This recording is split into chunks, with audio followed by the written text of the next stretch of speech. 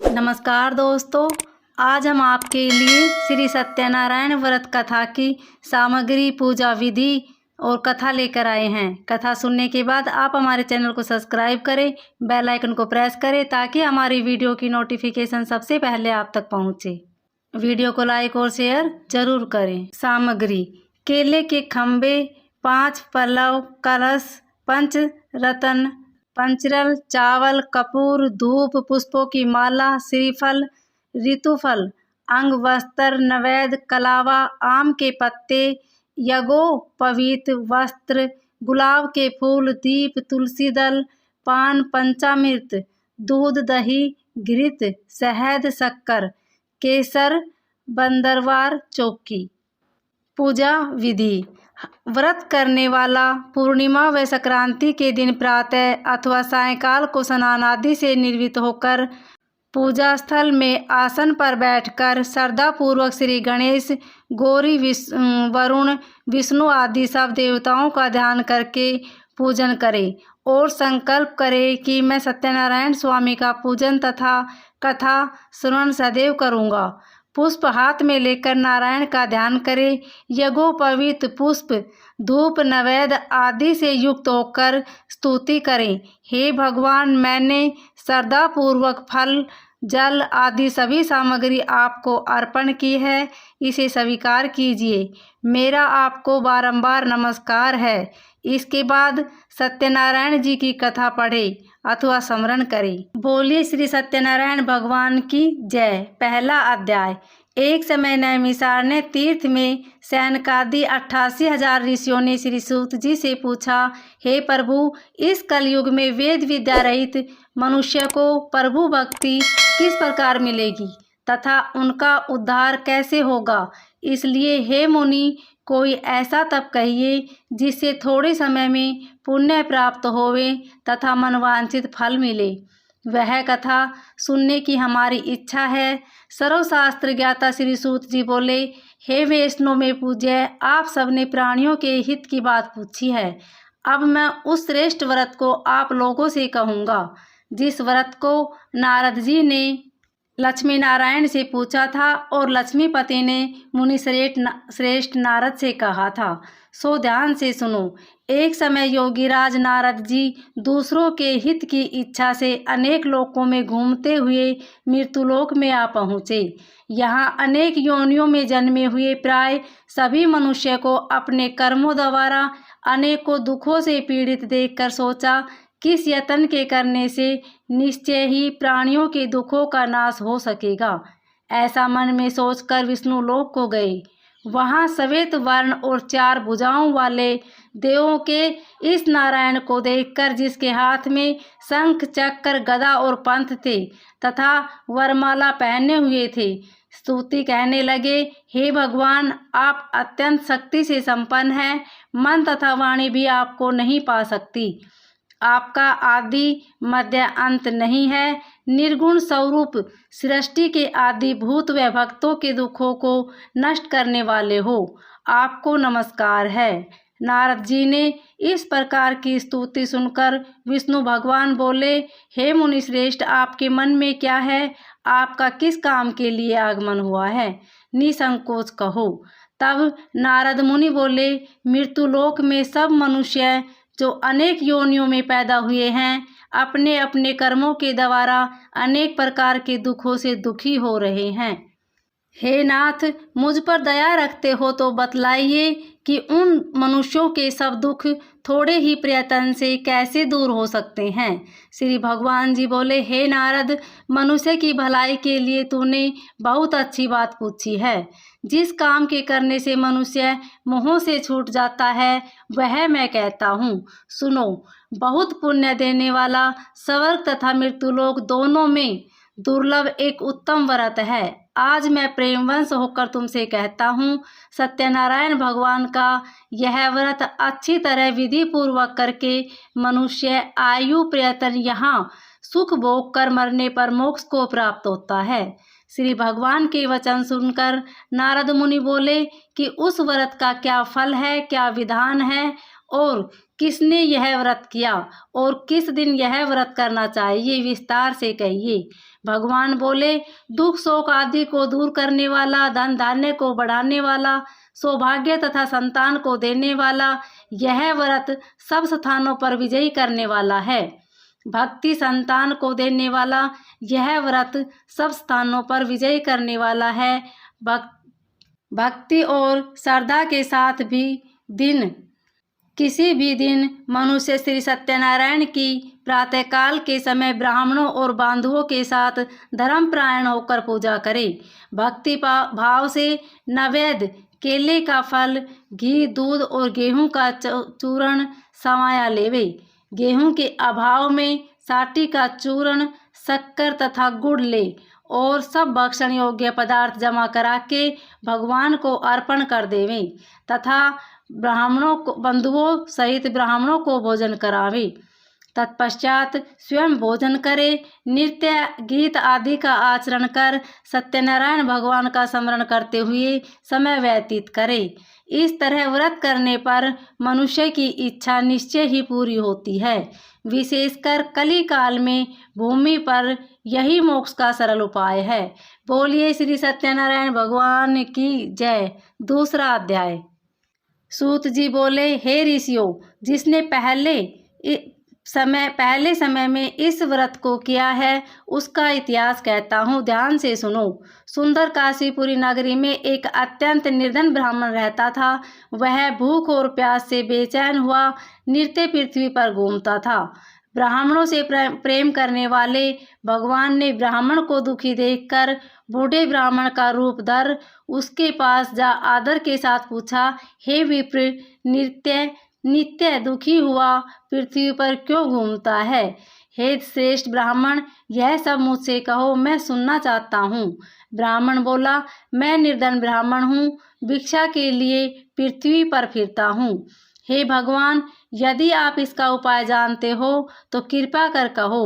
वृद्ध ब्राह्मण बोला कि सत्यनारायण भगवान मनवांचित फल देने वाले हैं, इसलिए हे ब्राह्मण, तो उनका पूजन कर, जिसके करने से मनुष्य सब दुखों से मुक्त होता है। ब्राह्मण को व्रत का सारा विधान बतलाकर बूढ़े ब्राह्मण का रूप धारण करने वाले सत्यनारायण भगवान अंतर्ध्यान हो गए। जिस व्रत को वृद्ध ब्राह्मण ने बतलाया है मैं उसको करूँगा, यह निश्चय करने पर उसे रात में नींद भी नहीं आई। वह सवेरे उठ सत्यनारायण के व्रत का निश्चय कर भिक्षा के लिए चला। उसको भिक्षा में बहुत धन मिला, जिससे बंधु बांधुओं के साथ उसने सत्यनारायण का व्रत किया। इसके करने से वह ब्राह्मण सब दुखों से छूटकर अनेक प्रकार की संपत्तियों से युक्त हुआ। उस समय से वह ब्राह्मण हर मास व्रत करने लगा। इस तरह सत्यनारायण भगवान के व्रत को जो करेगा वह मनुष्य सब दुखों से छूट जाएगा। इस तरह नारद जी ने नारायण का कहा हुआ यह व्रत मैंने तुमसे कहा। हे विप्रो, मैं अब और क्या कहूँ? ऋषि बोले, हे मुनीश्वर, संसार में इस ब्राह्मण से सुनकर किस किसने इस व्रत को किया, हम यह सब सुनना चाहते हैं। इसके लिए हमारे मन में श्रद्धा है। सूत जी बोले, हे मुनियों, जिसने इस व्रत को किया है वह सब सुनो। एक समय एक ब्राह्मण धन और ऐश्वर्य के अनुसार बंधु बांधवों के साथ व्रत करने को तैयार हुआ। उसी समय एक लकड़ी बेचने वाला बूढ़ा आदमी आया और बाहर लकड़ियों को रखकर ब्राह्मण के मकान में गया। प्यास से दुखी लकड़हारा उनको व्रत करते देखकर ब्राह्मण को नमस्कार कर कहने लगा कि आप यह क्या कर रहे हैं और इसके करने से क्या फल मिलता है, कृपा करके मुझसे कहो। ब्राह्मण ने कहा, सब मनोकामनाओं को पूरा करने वाला यह सत्यनारायण भगवान का व्रत है। इसकी ही कृपा से मेरे यहाँ धन धान्य आदि की वृद्धि हुई है। ब्राह्मण के इस व्रत के बारे में जानकर लकड़हारा बहुत प्रसन्न हुआ। चरणामृत ले और प्रसाद खाने के बाद अपने घर को गया। लकड़हारे ने अपने मन में इस प्रकार संकल्प किया कि आज नगर में लकड़ी बेचने से जो धन मिलेगा उसी से सत्यनारायण देव का उत्तम व्रत करूँगा। यह मन में विचार कर वह बूढ़ा आदमी लकड़ियाँ अपने सिर पर रखकर जिस नगर में धनवान लोग रहते थे वह ऐसे सुंदर नगर में गया। उस रोज वहाँ पर उसे उन लकड़ियों का दाम पहले दिनों से चौगुना मिला। तब वह बूढ़ा लकड़हारा दाम ले और अति प्रसन्न होकर पक्के केले की फली, शक्कर, घी, दूध, दही और गेहूं का आटा इत्यादि सत्यनारायण भगवान के व्रत की कुल सामग्रियों को लेकर अपने घर गया। फिर उसने अपने भाइयों को बुलाकर विधि के साथ भगवान जी का पूजन और व्रत किया। उस व्रत के प्रभाव से वह बूढ़ा लकड़हारा धन, पुत्र आदि से युक्त हुआ और संसार के समस्त सुख भोग कर वैकुंठ को चला गया। बोलिए श्री सत्यनारायण भगवान की जय। तीसरा अध्याय। सूत जी बोले, हे श्रेष्ठ मुनियों, अब आगे की कथा कहता हूँ, सुनो। पहले समय में उल्कामुख नाम का एक बुद्धिमान राजा था। वह सत्यवक्ता और जितेंद्रिय था। प्रतिदिन देवस्थानों पर जाता वह गरीबों को धन देकर उनके कष्ट दूर करता था। उसकी पत्नी कमल के समान मुख वाली और सती साध्वी थी। भद्रशिला नदी के तट पर उन दोनों ने श्री सत्यनारायण का व्रत किया। उस समय में वहाँ एक साधु वैश्य आया। उसके पास व्यापार के लिए बहुत सा धन था। वह नाव को किनारे पर ठहराकर राजा के पास गया और राजा को व्रत करते हुए देखकर विनय के साथ पूछने लगा, हे राजन, भक्ति युक्त चित्त से यह आप क्या कर रहे हैं? मेरी सुनने की इच्छा है, सो आप यह मुझे बताइए। राजा बोला, हे साधु, अपने बांधुओं के साथ पुत्र आदि की प्राप्ति के लिए यह महाशक्तिवान सत्यनारायण भगवान का व्रत व पूजन किया जा रहा है। राजा के वचन सुनकर साधु आदर से बोला, हे राजन, मुझसे इसका सब विधान कहो, मैं भी आपकी कथानुसार इस व्रत को करूँगा। मेरे भी कोई संतान नहीं है और इससे निश्चय ही होगी। राजा के सब विधान सुन व्यापार से निर्वृत्त हो वह आनंद के साथ घर गया। साधु ने अपनी स्त्री से संतान देने वाले उस व्रत का समाचार सुनाया और कहा कि जब मेरे संतान होगी तब मैं इस व्रत को करूँगा। साधु ने ऐसे वचन अपनी स्त्री लीलावती से कहे। एक दिन उसकी स्त्री लीलावती पति के साथ आनंदित हो सांसारिक धर्म में प्रवृत्त होकर सत्यनारायण भगवान की कृपा से गर्भवती हो गई तथा 10वें महीने में उसके एक सुंदर कन्या का जन्म हुआ। दिनों दिन वह इस तरह बढ़ने लगी जैसे शुक्ल पक्ष का चंद्रमा बढ़ता है। कन्या का नाम कलावती रखा गया। तब लीलावती ने मीठे शब्दों में अपने पति से कहा कि जो आपने संकल्प किया था भगवान का व्रत करूँगा, अब आप उसे करिए। साधु बोला, हे प्रिय, इसके विवाह पर करूँगा। इस प्रकार अपनी पत्नी को आश्वासन दे वह नगर को गया। कलावती पितृगृह में वृद्धि को प्राप्त हो गई। साधु ने जब नगर में सखियों के साथ अपनी पुत्री को देखा तो तुरंत दूत बुलाकर कहा कि पुत्री के वास्ते कोई सुयोग्य वर देख कर लाओ। साधु की आज्ञा पाकर दूत कंचन नगर पहुंचा और वहां पर बड़ी खोज कर देखभाल कर लड़की के लिए सुयोग्य वणिक पुत्र को ले आया। उस सुयोग्य लड़के को देखकर साधु ने अपने बंधु बांधवों सहित प्रसन्नचित्त अपनी पुत्री का विवाह उसके साथ कर दिया। किंतु दुर्भाग्य से विवाह के समय भी वह उस व्रत को करना भूल गया। तब श्री भगवान क्रोधित हो गए और श्राप दिया कि तुम्हें दारुण दुख प्राप्त होगा। अपने कार्य में कुशल साधु बनिया जामाता सहित समुद्र के समीप स्थित रतनपुर नगर में गया और वहां दोनों ससुर जमाई चंद्रकेतु राजा के उस नगर में व्यापार करने लगे। एक रोज भगवान सत्यनारायण की माया से प्रेरित कोई चोर राजा का धन चुराकर भागा जा रहा था, किंतु राजा के दूतों को आता देखकर चोर ने घबराकर भागते हुए राजा के धन को वहीं चुपचाप रख दिया जहां वो ससुर जमाई ठहरे हुए थे। जब दूतों ने उस साधु वैश्य के पास राजा के धन को रखा देखा तो वे दोनों को बांधकर ले गए और प्रसन्नता से दौड़ते हुए राजा के समीप जाकर बोले, यह 2 चोर हम पकड़ कर लाए हैं, कृपया आज्ञा दे। तब राजा की आज्ञा से उन्हें कठोर कारावास में डाल दिया गया और उनका सब धन छीन लिया गया। सत्यनारायण भगवान के श्राप द्वारा उनकी पत्नी भी घर पर बहुत दुखी हुई और घर पर जो धन रखा था चोर चुरा कर ले गए।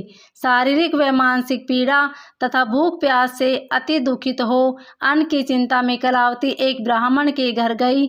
वहां उसने सत्यनारायण भगवान का व्रत होते देखा। फिर कथा सुनी और प्रसाद ग्रहण कर रात को घर आई। माता ने कलावती से कहा, हे पुत्री, अब तक कहाँ रही, वह तेरे मन में क्या है? कलावती बोली, हे माता, एक ब्राह्मण के घर श्री सत्यनारायण भगवान का व्रत देखा है। कन्या के वचन सुनकर लीलावती भगवान के पूजन की तैयारी करने लगी। लीलावती ने परिवार और बांधुओं सहित श्री सत्यनारायण भगवान का पूजन किया और वर मांगा कि मेरे पति और दामाद शीघ्र आ जाएं। साथ ही प्रार्थना की कि हम सबका अपराध क्षमा करो। सत्यनारायण भगवान इस व्रत से संतुष्ट हो गए और राजा चंद्रकेतु को स्वप्न में दर्शन देकर कहा कि हे राजन, दोनों वैश्यों को प्रातः ही छोड़ दो और उनका सब धन जो तुमने ग्रहण किया है दे दो, नहीं तो मैं तेरा धन, राज्य, पुत्र आदि सब नष्ट कर दूंगा। राजा ने ऐसे वचन कहकर भगवान अंतर्ध्यान हो गए। प्रातःकाल राजा चंद्रकेतु ने सभा में अपना स्वप्न सुनाया। फिर दोनों वणिक पुत्रों को कैद से मुक्त कर सभा में बुलाया। दोनों ने आते ही राजा को नमस्कार किया। राजा मीठे वचनों में बोला, हे महानुभाव भावी वंश, ऐसा कठिन दुख प्राप्त हुआ है, अब तुम्हें कोई भय नहीं। ऐसा कहकर राजा ने उनको नए नए वस्त्र आभूषण पहनाए तथा उनका जितना धन लिया था उससे दुगना धन देकर आदर सहित विदा किया। दोनों वैसे अपने घर को चल दिए। बोलिए श्री सत्यनारायण भगवान की जय। चौथा अध्याय। सूत जी बोले, वैश्य ने मंगलाचार करके यात्रा आरंभ की और अपने नगर को चला।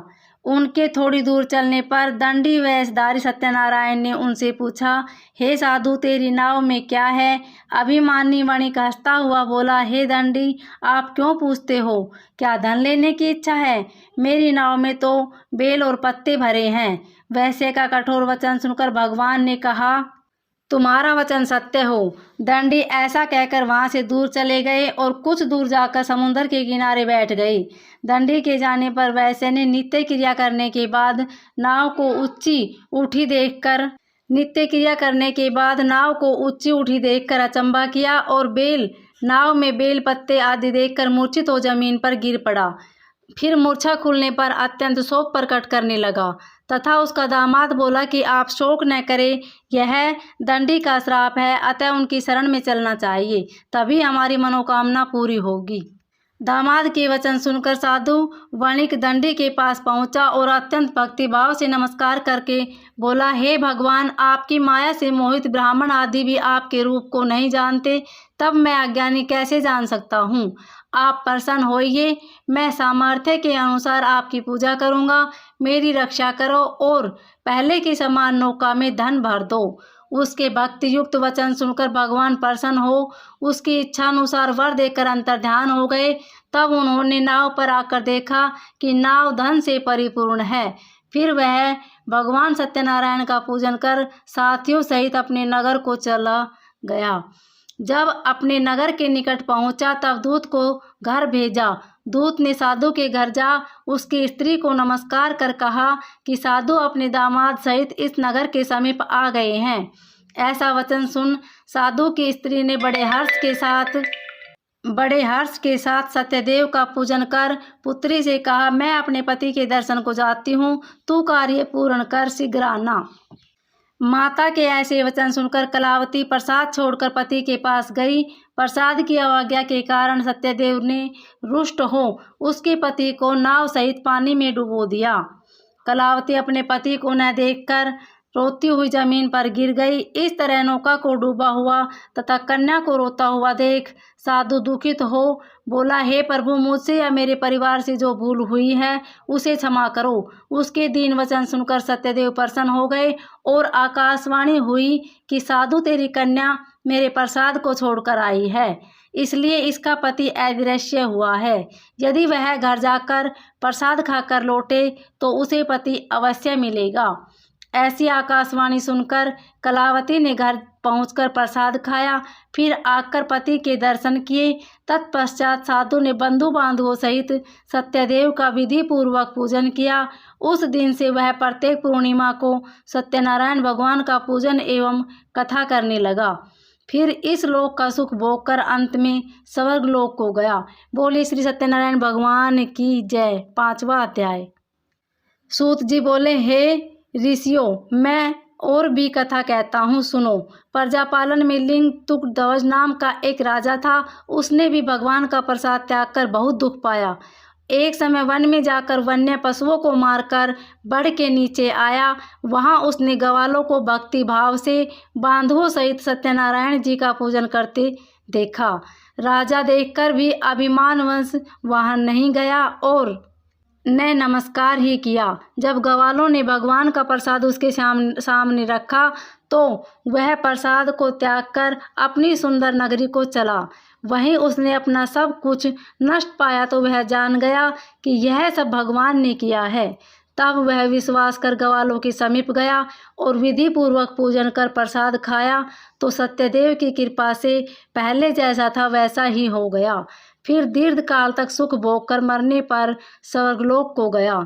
जो मनुष्य इस परम दुर्लभ व्रत को करेगा, भगवान की कृपा से उसे धन धान्य की प्राप्ति होगी तथा सब मनोरथ पूर्ण होकर अंत में वैकुंठ धाम को जाता है। जिन्होंने पहले इस व्रत को किया, अब उसके दूसरे जन्म की कथा कहता हूँ। वृद्ध शतानंद ब्राह्मण ने सुदामा का जन्म लेकर मोक्ष को पाया। उल्कामुख नाम का राजा दशरथ होकर वैकुंठ को प्राप्त हुआ। साधु नाम के वैश्य ने मोरध्वज बनकर अपने पुत्र को आरे से चीरकर मोक्ष को प्राप्त किया। महाराज तुकध्वज ने स्वयंभू होकर भगवान में भक्ति युक्त कर्म कर मोक्ष प्राप्त किया। इति श्री सत्यनारायण व्रत कथाएं संपूर्ण। बोलिए सत्यनारायण भगवान की जय।